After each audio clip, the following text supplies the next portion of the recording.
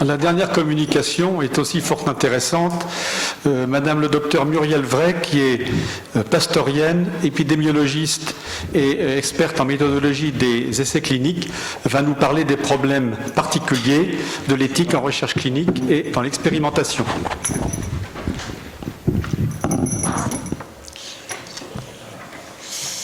Bonjour à tous. M'entendez? Oui, c'est bon. Merci de m'avoir invité pour parler de l'éthique en recherche clinique. Je voudrais juste dire un petit mot, déjà m'introduire personnellement. Donc je suis effectivement épidémiologiste, je suis chercheur à l'INSERM, détachée à l'Institut Pasteur depuis une vingtaine d'années, avec une composante, un intérêt particulier pour les pays du Sud, où j'ai beaucoup travaillé. Et je suis spécialisée dans la méthodologie des essais cliniques. J'ai été membre de la commission d'AMM pendant de nombreuses années et membre de la commission de la transparence auprès de la Haute Autorité de Santé. Alors, je connais bien le développement des médicaments, en revanche, je ne connais pas grand-chose à tout ce qui est la chirurgie. Donc, ça sera un petit peu un débat. J'ai posé à la fin de ma présentation un certain nombre de questions. Donc voilà le plan de ma présentation, un rappel rapide des textes de référence, mais je pense que la majorité de ces textes, vous les connaissez déjà.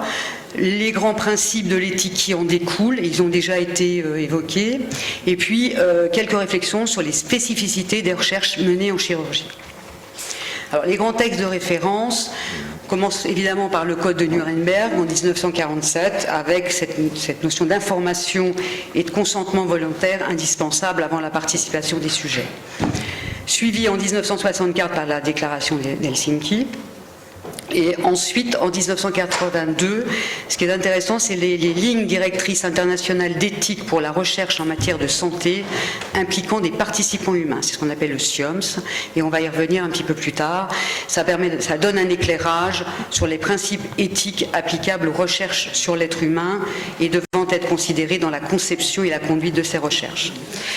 Ensuite, il y a un texte qui est très important, une référence très importante en 1996, ce sont les bonnes pratiques cliniques pour les essais cliniques de médicaments. Et ça, c'est des textes qu'on trouve dans l'ICH, c'est l'internationale conférence d'harmonisation, qui définit les rôles et responsabilités des acteurs de la recherche. Et enfin, je terminerai par la Convention d'Oviedo. Et tous ces grands textes, finalement, ils concourent à définir les grands principes et les règles qui vont en découler à chaque fois qu'on va mener une recherche. Juste un mot sur les grandes directrices du SIOMS, donc c'est sous l'égide du Council for International Organizations of Medical Science. C'est un groupe qui définit et qui diffuse des standards internationaux applicables aux recherches biomédicales dans différents domaines, que ce soit la bioéthique, les politiques de santé publique, le développement de produits de santé, la pharmacovigilance, etc.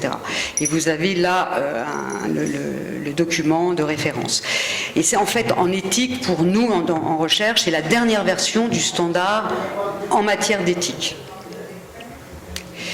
Donc il y a 25 lignes directrices complémentaires à la déclaration d'Helsinki, notamment pour les recherches menées dans les pays à ressources limitées, compte tenu de leur culture ainsi que des conditions socio-économiques, des législations nationales et des modalités d'administration et de gestion qui sont différentes dans ces pays.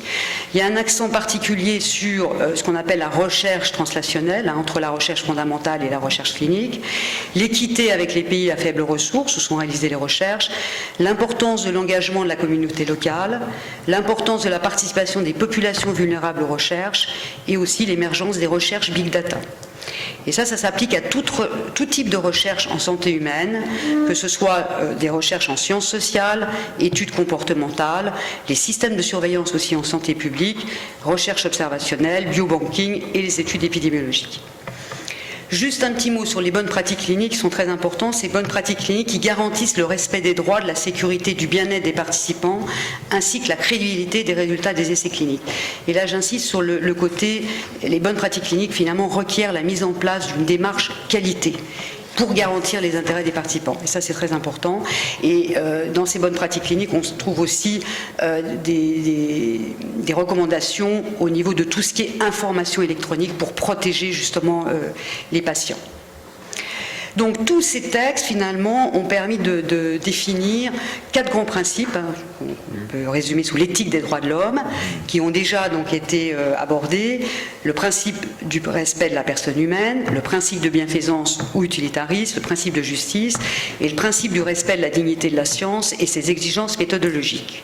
Juste un petit mot, l'éthique n'est pas la loi. Ce que la loi interdit n'est pas forcément immoral en soi, et la morale peut réprouver des actes permis par la loi. Alors on va les passer rapidement en revue. Donc le premier principe du respect de la personne humaine: la dignité de l'être humain réside dans son autonomie morale, sa liberté, et de ce principe découle la règle du consentement. On ne doit pas mener de recherche sans consentement éclairé et libre ou informé et volontaire. Donc il faut informer le mieux possible, s'assurer que les personnes ont bien compris, s'abstenir de toute pression ou coercition, respecter la volonté exprimée. Et en cas d'autonomie réduite, eh bien, il faut essayer de mettre en place un certain nombre de systèmes pour informer le mieux possible, respecter tout refus ou résistance, etc. Et la plupart du temps, alors peut-être que vous êtes concerné en recherche, en chirurgie, pour pouvoir justement faire appel, quand vous avez des sujets qui vont être opérés, à la famille ou des gens qui sont présents au moment juste avant l'intervention. Je suis assez d'accord avec ce qui a été dit précédemment.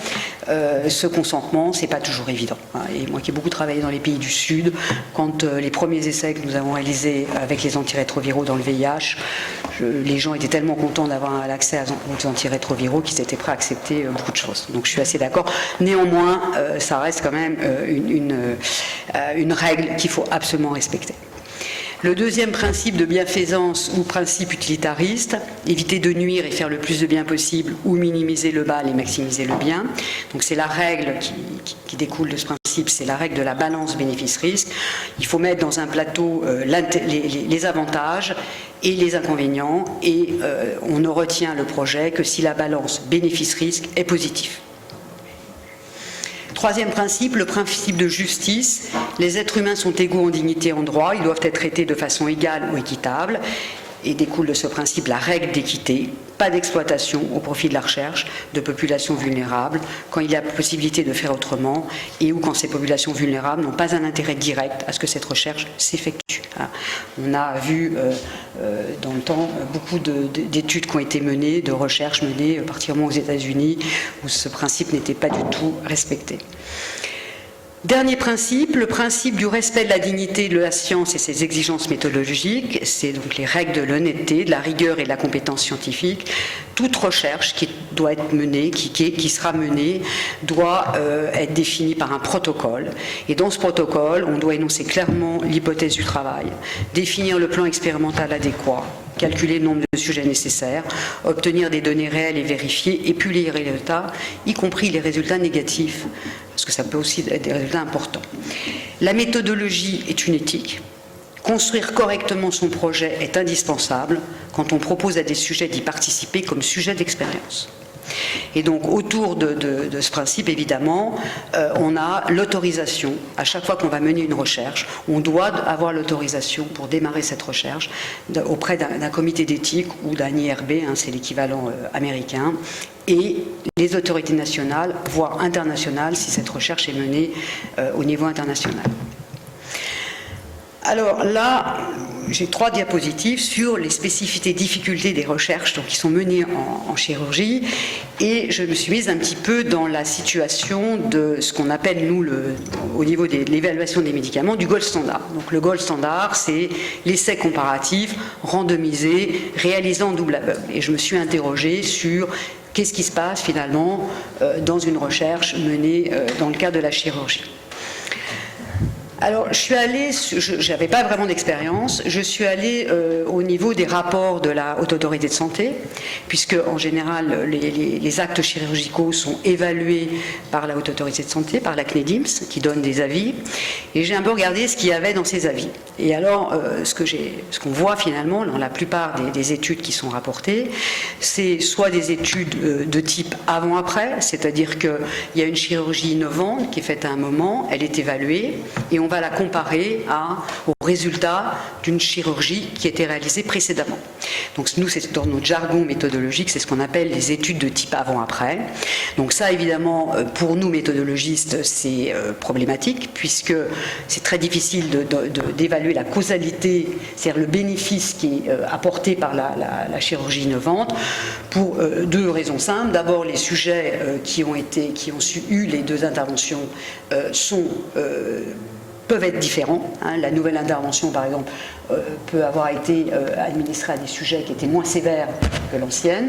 Et puis, autour de l'acte chirurgical, il y a aussi la prise en charge qui peut différer.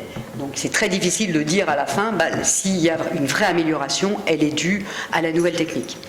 Ce qu'on trouve aussi dans ces dossiers, c'est ce qu'on appelle les analyses de la littérature. Donc, on a des études observationnelles, des études de cas. Et là, ce qui ressort, c'est qu'il y a une très grande hétérogénéité des sujets, avec des données opératoires très variables, souvent des effectifs faibles, peu de données d'efficacité sur le long terme, sur la qualité de vie, ce qu'on appelle le biais d'attrition, c'est-à-dire quand il y a des sujets qui sont suivis, il y a beaucoup de perdus de vue. Donc, j'ai vu un dossier où il y avait 40% de perdus de vue.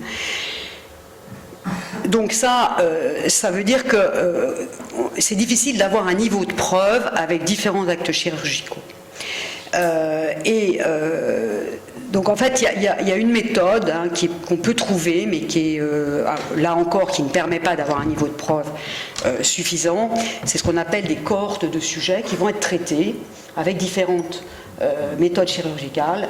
Et on va essayer de les comparer, et là on va faire appel à ce que j'ai appelé le score de propension, c'est-à-dire des techniques statistiques pour essayer de faire en sorte que les sujets qui ont les différentes interventions soient comparables. Mais là encore, c'est pas un niveau de preuve formidable. Donc, ce qui ressort un peu de tous des quelques dossiers que j'ai consultés, c'est que finalement, il n'y a pratiquement pas d'études comparatives. En tous les cas, il y en a très peu, avec un groupe contrôle, c'est-à-dire soit comparaison de deux actes chirurgicaux, soit un acte chirurgical avec d'autres types d'interventions, comme des médicaments. Et en fait, l'essai comparatif avec un groupe contrôle reste le seul moyen de mesurer l'efficacité, en tous les cas en termes de causalité, en théorie. Alors juste une petite remarque qui m'est venue en rédigeant ça, c'est que je me suis dit que finalement quand vous aviez une nouvelle technique, ce qui était certainement très important, c'est d'essayer de la valider le plus vite possible, de façon à ce qu'elle ne devienne pas la routine, auquel cas après c'est très difficile de revenir en arrière. Alors, je me suis interrogée aussi sur des spécificités, le tirage au sort de l'attribution des interventions. Donc, pour nous, méthodologistes, c'est la seule façon d'avoir des groupes comparables à l'inclusion. À la fois sur les facteurs connus, comme l'âge, la sévérité de la maladie, mais aussi sur tous les facteurs inconnus qui sont potentiellement liés à la réponse. Mais évidemment, on peut comprendre que ce n'est pas évident de tirer au sort des sujets en leur disant que vous allez recevoir soit un médicament, soit une chirurgie. J'ai mis l'exemple de la hernie discale parce que c'est la seule expérience que j'ai eue. Des rhumatologues étaient venus me chercher il y a de nombreuses années pour les aider au niveau méthodologique. Ils voulaient comparer dans la hernie discale 3 types d'interventions: chirurgie générale, chimionucléotomie, chimionucléolyse. Donc on a décidé de faire un essai à 3 bras avec tirage au sort. Et finalement, au bout de 6 mois, on a arrêté l'étude parce que ça ne marchait pas. On n'arrivait pas à recruter. Pourquoi ? Parce que les patients qui étaient envoyés pour une intervention par des médecins de ville ou des rhumatologues de ville arrivaient à l'hôpital et on leur avait dit pour vous, monsieur, il faut une chirurgie, etc. Et ils refusaient le tirage au sort. Donc c'est vraisemblablement c'est bien, mais je pense que c'est pas toujours facile à réaliser. L'autre question que je me suis posée aussi, c'est les procédures de double aveugle. Donc nous, c'est vraiment, si on a tirage au sort double aveugle, là on a la causalité parfaite. Est-ce que c'est possible dans le domaine de la chirurgie ? C'est une question. Une chose qu'on peut imaginer, c'est que si c'est impossible, on peut quand même essayer d'avoir ce qu'on appelle du simple insu, c'est-à-dire le médecin sait ce qu'il fait, mais éventuellement essayer de faire en sorte que les malades ne sachent pas. Et puis si c'est impossible, et ce qui, je pense, est souvent le cas, à ce moment-là, essayer d'avoir au moins une évaluation à l'aveugle par des experts qui sont différents des investigateurs. C'est-à-dire des gens, que ce ne soit pas le chirurgien qui lui-même s'évalue, mais laisser ça, si on peut, à des personnes extérieures. Dernière diapositive. Une réflexion aussi sur le consentement éclairé obligatoire, avec obligation de décrire toutes les interventions, donc ça j'en ai déjà parlé précédemment. Et puis je pense qu'il y a une spécificité qui est quand même en chirurgie l'effet opérateur. C'est-à-dire qu'on peut considérer quand même que les résultats sont temps, lieu et opérateur dépendants. Donc en fait la généralisation des résultats ne va pas toujours être très simple. Et puis quand je vous ai entendu parler, j'ai une composante moi que je n'ai pas notée là, mais je pense qu'elle est importante, c'est l'effet patient. Et ça c'était quelque chose que je n'avais pas particulièrement évalué. Voilà. Donc en conclusion, je suis méthodologiste, donc c'est peut-être un peu choquant ma conclusion, mais malgré les spécificités et les difficultés des études cliniques menées en chirurgie, je pense qu'il faut essayer de mener des essais se rapprochant le plus possible du gold standard, c'est-à-dire l'essai randomisé comparatif réalisé en double aveugle. Et je vous remercie.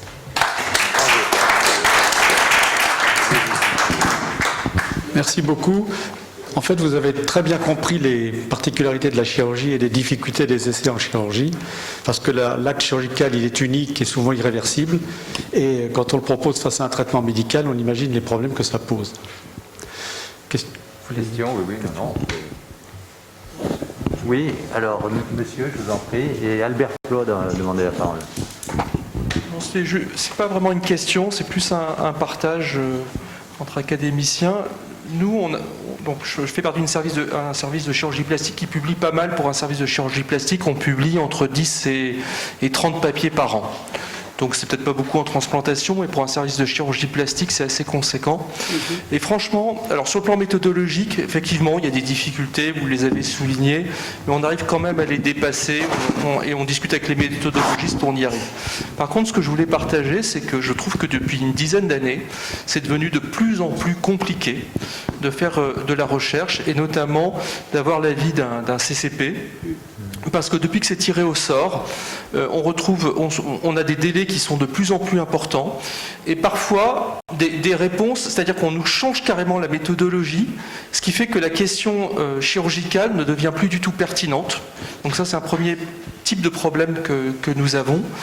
Nous avons aussi des CPP qui parfois sont absolument pas représentatifs, c'est-à-dire quand on regarde qui participe à ce CPP, on voit bien qu'en fait il y a un effet leader et qu'en réalité il y a une seule personne qui décide et qu'il y a des gens qui sont là uniquement pour faire le groupe et que par exemple il y a un doctorant en philosophie, il y a donc bien sûr c'est intéressant, mais on voit que la décision scientifique et chirurgicale, elle est prise que par une seule personne qui souvent n'y connaît rien, pour être franc, et ça transparaît à travers le rendu qui est donné.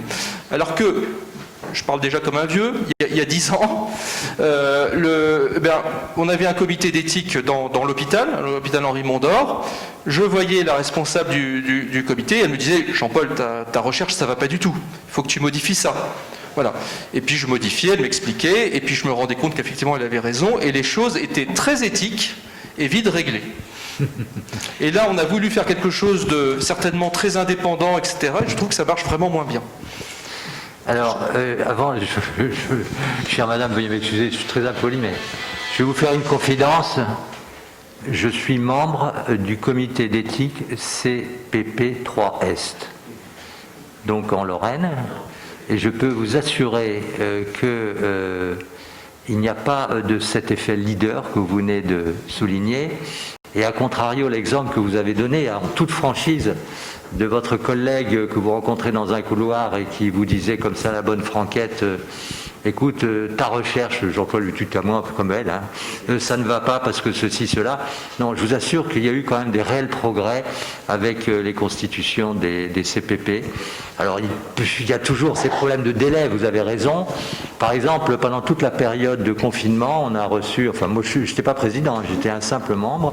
Le président a reçu donc des injonctions du ministère ou peut-être du directeur général de la santé en disant que tous les protocoles concernant la Covid-19, puisque c'était effectivement pendant cette époque, devaient être réglés dans les 15 jours.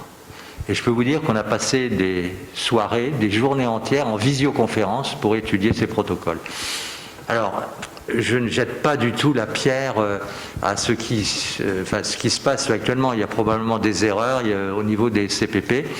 Mais la vision que vous présentez me paraît, pour rester correcte et éthique, discrètement superfétatoire. Moi, je pense qu'il y a vraiment, encore une fois, on publie entre 10 et 30 papiers, donc ça permet quand même de se rendre compte. Et c'est tiré au sort, hein, vous avez raison maintenant. Et c'est tiré au sort, et je vous assure qu'il y a vraiment une grande hétérogénéité dans les réponses. Donc le vôtre est certainement, j'imagine. C'est pas du tout ce que je fais. Mais je vous assure que de temps en temps, il y a des recherches qu'on n'a jamais pu faire, alors qu'elles ne présentaient aucun risque. On a été obligé de purement et simplement abandonner des crédits qu'on a obtenus. Et on n'a pas pu mettre en œuvre la chirurgie.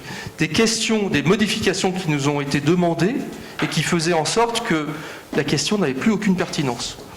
Vous savez que vous pouvez, nous ça nous est arrivé là dernièrement, alors je vous rejoins un petit peu quand même, en termes de délai, parce que je pense que, et particulièrement là en ce moment, je trouvais qu'il fallait, ça aurait pu aller encore un peu plus vite. Mais donc je vous rejoins un peu, je vous rejoins un peu aussi sur le fait que les compositions et les personnalités, mais comme dans tout groupe humain, peuvent être différents, avec des personnalités qui parlent plus, qui ont un ascendant un peu sur les autres. Mais nous, ça nous est arrivé dernièrement, on a eu un refus et on est allé en voir un deuxième. On a demandé à avoir l'avis d'un deuxième CPP. Donc c'est aussi des choses qui sont possibles. D'avoir un autre recours, et on a pu démarrer notre étude. Mais je voulais dire, chère madame, que ces constitutions donc des CPP, je te donne la parole tout de suite, excuse-moi, je ne veux pas me monopoliser, mais je pense que sur le plan de la dimension éthique de la protection des patients, ça a été un réel progrès. Voilà, j'en dirai pas plus. Je voulais juste faire une remarque. En tant que membre de la Société de chirurgie vasculaire de langue française et la Société de phlébologie également, nous avons un débat permanent sur l'évolution chirurgie contre les techniques interventionnelles non chirurgicales. Et pour mener à bien ces études-là, on est obligé de passer par des études comparatives. Alors, elles sont peut-être pas aussi solides que celles du gold standard, mais c'est quand même c'est la base même pour obtenir des remboursements, des inscriptions au remboursement de certaines techniques, la radiofréquence, le laser par exemple pour la chirurgie des varices, qui ferait qu'aujourd'hui normalement on ne doit plus faire de stripping. On a pu faire la démonstration, preuve à l'appui que c'est une chirurgie inutile. Alors voilà, donc nos disciplines, alors je pense que tous les collègues chacun dans leur secteur, en ORL, en orthopédie, on est tous amenés, si on fait un tout petit peu de recherche clinique, à suivre vos conclusions, c'est normal. Je pense que l'aspect étude comparative est primordial. Je crois que c'est vraiment, si on ne compare pas, c'est très difficile d'interpréter un bénéfice, à moins d'un effet absolument spectaculaire.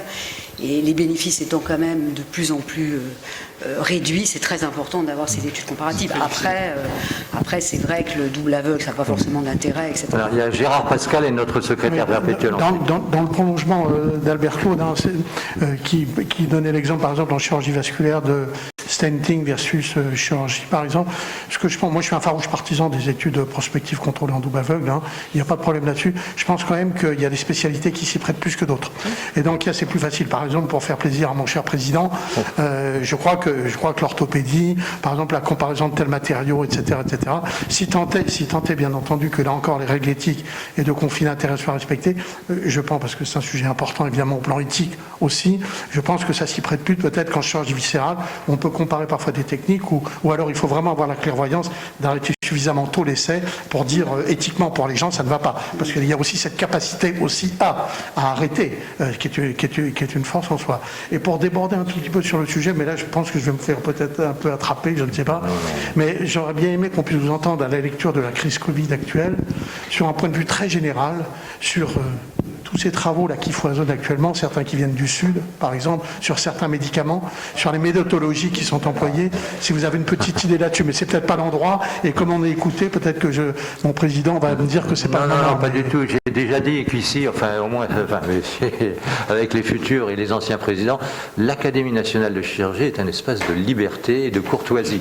Donc on vous pose la question, mais rassurez-vous, madame, si vous n'y répondez pas, personne ne vous en voudra. C'est une question si vous avez un devoir de réserve à l'Institut Pasteur, voilà. Je n'ai pas bien compris. Votre question par exemple, sur dans le Sud, les essais qui sont sortis sur l'hydroxychloroquine, qu'est-ce que vous en pensez, quoi? Je suis bien d'accord, hein, mais Sur c'est les quand même intéressant d'avoir quelqu'un. Attendez. Les médicaments en général, vous voulez dire, dans les pays du Sud ou bien spécifiquement? Au cours de la crise du Covid, si vous voulez, il y a beaucoup d'essais qui sont sortis, par exemple sur l'hydroxychloroquine. Quel est votre point de vue? Vous n'êtes pas obligé de répondre, madame. Hein. Personne ne vous en voudra. Ayant moi-même participé à un essai sur l'hydroxychloroquine que nous avons dû arrêter suite à la demande de la NSM, suite à l'article de l'OCSET, ce que j'ai trouvé fort dommage parce qu'on avait une méthodologie qui nous permettait justement d'arrêter pour futilité, c'est-à-dire qu'on aurait été capable de considérer qu'il n'y avait pas de bénéfice, donc il fallait arrêter. Mais comme on a dû arrêter l'essai prématurément, on n'a pas pu aller jusqu'à cette conclusion. Donc j'ai trouvé ça fort dommage. En revanche, je pense qu'il fallait les faire. Fallait faire un essai. Fallait prouver que ça ne marchait pas. Voilà, alors après, je sais que j'ai passé 4 ans au Sénégal avant de revenir en France. Et je sais que dans plein de pays africains, l'hydroxychloroquine est utilisée chez les sujets malades. Voilà, je pense qu'il n'y a aucune preuve de l'efficacité de cette molécule. Alors, nous, on était en prophylaxie, on était chez des soignants. Mais même chez des sujets malades, je pense qu'à l'heure actuelle, il n'y a pas de preuve d'efficacité. Merci de votre réponse et merci de votre gentillesse. Monsieur le secrétaire perpétuel, vous n'allez pas encore poser une question qui va mettre en difficulté notre collègue. Hein, non, mais c'est plus quand même faire part d'un certain constat. Moi, j'ai eu la chance dans ma carrière professionnelle de voir arriver la Célio juste au moment où je m'installais. Donc, on a été un certain nombre de chirurgiens à faire des études cliniques pour comparer les voies célioscopiques avec les voies conventionnelles. Les hernies inguinales, enfin bon, il y avait tout un tas de domaines de recherche clinique. Et il se trouve que nous avons créé un club de chirurgiens où on mettait en commun on a vite arrêté de faire des études de recherche clinique. Parce que c'est devenu tellement compliqué pour nous, en libéral, de faire des demandes au CCPPRB, alors que c'était de la recherche clinique classique. Hein. Ce sont les malades qu'on a opérés, et on peut déterminer si on va les opérer comme ci ou comme ça. On a vite arrêté tellement c'était compliqué. Et là où le constat est inquiétant, c'est que quand je vois que le professeur Méningot, qui est PUPH à Créteil, qui a quand même une beaucoup plus grande expérience que nous en termes d'études, de recherche clinique, etc., se heurte à des difficultés, je me dis, on perd la possibilité de développer les travaux d'évaluation en étant extrêmement contraignants. Et c'est dommage. C'est dommage.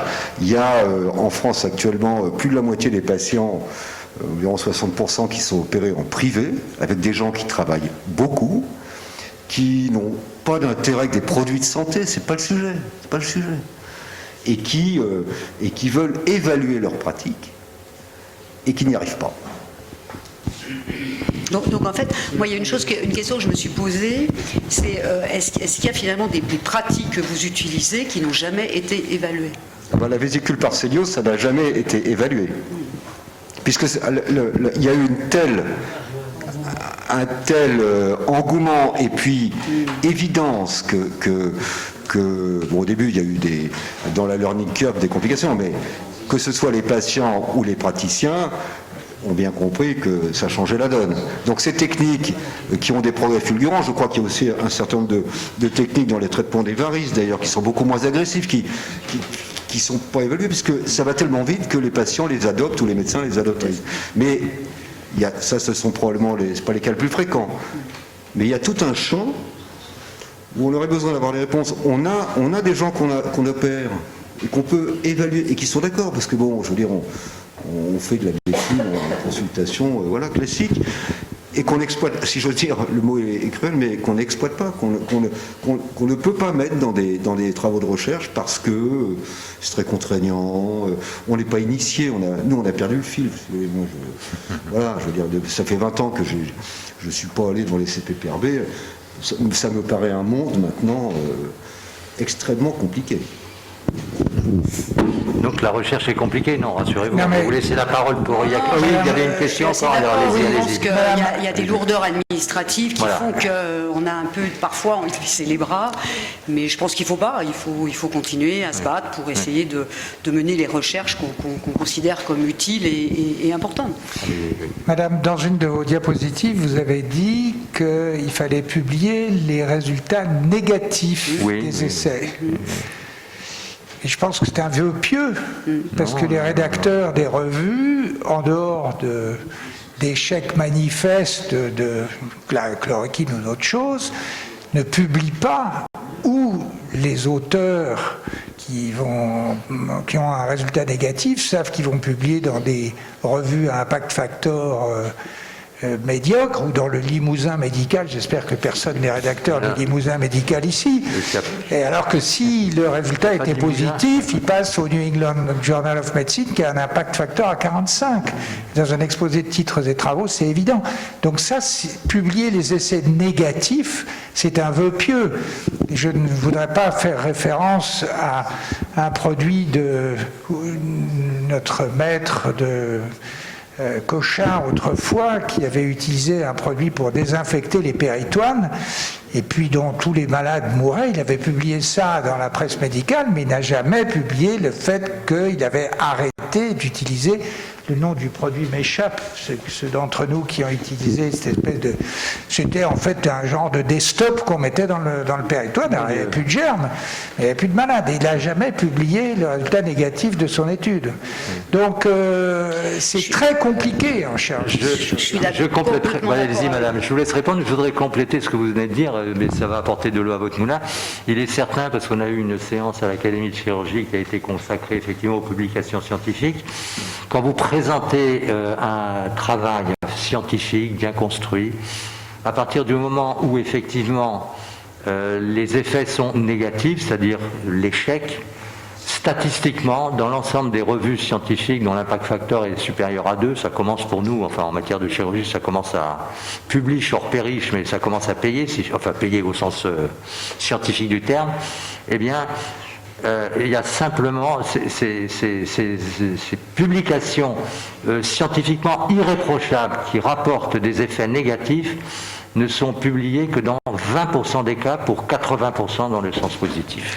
Non, je suis tout à fait d'accord avec vous. C'est beaucoup plus difficile de publier des essais négatifs. Maintenant, je pense qu'il y a des méthodologies un peu innovantes qui permettent justement, par exemple, ce qu'on appelle les essais de non-infériorité, qui sont des essais dans lesquels on veut montrer qu'en termes d'efficacité, on n'est pas plus mauvais avec un traitement qu'avec un autre, mais qu'en revanche, on va gagner en termes de safety ou de coût, etc. Voilà, on a des méthodes, et ça peut se publier quand même. J'ai une critique à l'égard des essais de non-infériorité, c'est est-ce que vous avez déjà essayé d'expliquer à un patient ce que c'est qu'une étude de non-infériorité? Je n'ai pas directement expliqué, voilà. mais Si dans la j'ai salle, participé. certains ont essayé d'expliquer à un patient un essai de non-infériorité, ils viennent me voir pour m'expliquer comment ils font, parce que... Non mais moi j'ai fait, parce que j'ai été directeur d'une équipe d'accueil comme chirurgien, c'est déjà pas mal, mais enfin c'était sur l'éthique et le droit de la santé. Donc c'est difficile, mais on peut le faire. Mais je vous expliquerai, consultation gratuite, il n'y a aucun problème. Non, mais c'est difficile. Chère madame, allez-y, parce que je voudrais que vous ayez le mot de la fin. Mais pour rebondir sur ce que disait effectivement M. Méningot tout à l'heure, vous savez, en matière de recherche, et c'est ce que Hubert Joannet a expliqué en matière de solioscopie, à un moment, il faut bien franchir le cap. Pour vous donner aussi un exemple, la première arthroscopie du genou en France a été réalisée dans les années 70 par un rhumatologue qui avait été voir ça au Japon, par Watanabe, enfin peu importe. Progressivement, ça s'est développé d'ailleurs plus en libéral qu'à l'hôpital. Et moi, j'ai appris ça en allant voir des collègues qui faisaient ça en libéral ici à Paris. Et puis un jour, on n'a pas appliqué le principe jamais la première fois sur le patient. Enfin, on s'était entraîné sur des cadavres et tout, mais enfin bon. Et la première fois, on a fait une arthroscopie. Ça date des années, on va dire, 75, 78, 79. Donc c'est très récent, vous voyez. Actuellement en France, pour la chirurgie méniscale, il ne se pratique plus d'arthrotomie du genou depuis des années. Donc vous voyez, c'est quelque chose qui a été mis au point. Bon, ça venait pas de l'opération du Saint-Esprit, mais il n'y avait pas de comité d'éthique, il n'y avait pas de ceci, et pour rapporter de l'eau à votre moulin, réellement, pour la population en matière de santé publique, ça a été quelque chose de tout à fait nouveau, probablement pour la scolioscopie en matière de chirurgie digestive, mais là, je n'y connais absolument rien. Allez-y, monsieur Médégo. Juste quand même préciser la pensée, j'ai rien contre la méthodologie, bien au contraire, on est vraiment aidé par des méthodologistes. Moi aussi, je suis au maximum, à chaque fois que c'est possible, s'approcher du randomisé double aveugle. Souvent, on ne peut pas, mais on essaye de s'en approcher. Hein. Il faut quand même essayer d'aller au mieux. Mais ce que je critique, alors que je suis vraiment bien armé, on publie beaucoup. J'ai la chance d'avoir une ingénieure de recherche à temps plein. Ah oui, je ne parle pas d'un arc, je parle d'un ingénieur. Postdoc, eh bien, je vous dis, vraiment, ça devient, à cause du carcan qui entoure votre travail, qui est de qualité, eh bien, ça devient, je trouve, de plus en plus compliqué. Il faudrait faire peut-être un travail de simplification. Ah ben ça. Mais ceci étant, le message qui vient d'être passé, il est inscrit là sur les conclusions. Essayez de mener des essais se rapprochant le plus possible, donc vous avez été très prudente, du gold standard, essais randomisés comparatifs réalisés en double aveugle. Dans nos spécialités chirurgicales, ça paraît tout à fait difficile. Prenons l'exemple de la prothèse qui est le plus réalisée en France en matière d'orthopédie, la prothèse de hanche. Il y en a, je crois, à peu près 130 000, 140 000 par an. C'est pas compliqué, hein. On peut faire un essai en double aveugle, randomisé. Pour le prouver, on tire au sort. On tire au sort dans cette salle statistiquement, bien qu'on soit tous très jeunes, il y en a quand même déjà 20% qui ont une coxarthrose de hanche, donc vous voyez déjà la cohorte est à demi constituée. Et bien on va tirer au sort ceux qu'on va faire marcher avec 2 cannes anglaises et puis ceux qu'on va opérer. Eh bien je peux vous assurer, je me tourne vers vous, que dans les gens qui marcheront avec 2 cannes anglaises, il y aura 0% d'infection nosocomiale. Personne, mais je ne peux pas le prouver. Si je fais ça, je pourrais le prouver. Par contre, si je fais une étude de qualité de vie, alors là, ça risque d'être différent. On est bien d'accord. Il y a encore une question. Une remarque plus qu'une question. En même temps, bien remarquer que les chirurgiens français ont de moins en moins la parole dans les revues qui parlent français, oui. Où il n'y a pratiquement plus de revues en français qui font de la recherche en chirurgie. Et si on n'arrive pas, contrairement à Jean-Paul qui lui peut publier dans les revues internationales, mais c'est très difficile de passer la rampe, ce qui fait que c'est très difficile pour nos collègues, les jeunes collègues, de publier, même s'ils font des études qui se rapprochent des gold standards. Donc ça, c'est vraiment un gros problème. Comment encourager les publications en français dans le monde francophone? Je pense que ce qui est déjà important en termes de publication, c'est peut-être de publier, parce qu'en tant que chercheur, on a besoin d'avoir des publications avec des impact facteurs importants. Et je pense que c'est aussi, moi, à chaque fois, j'essaie de faire une publication dans une revue qui sera lue par les gens qui sont intéressés par la pathologie, ou etc., pour justement que cette information, elle soit diffusée. Donc, et juste pour dire, moi c'est toujours ce que j'enseigne aux étudiants en médecine, on a le gold standard d'un côté, c'est ça, et puis à chaque fois on va essayer de discuter autour d'une table avec les cliniciens, les méthodos, etc. Et puis on lâche, jusqu'à ce que ça reste quand même crédible et qu'on puisse quand même considérer qu'on aura un résultat qu'on pourra utiliser. Il m'est arrivé parfois, avec justement autour d'une table ronde, on n'arrivait pas, il fallait au moins 200 sujets, on ne pouvait pas en avoir plus de 50, il vaut mieux renoncer à ce moment-là. Hein. Donc c'est vraiment toute une négociation à plusieurs, pour essayer de trouver la meilleure méthodologie qui puisse répondre à la question qui nous intéresse. Et en général, on y arrive. Bravo.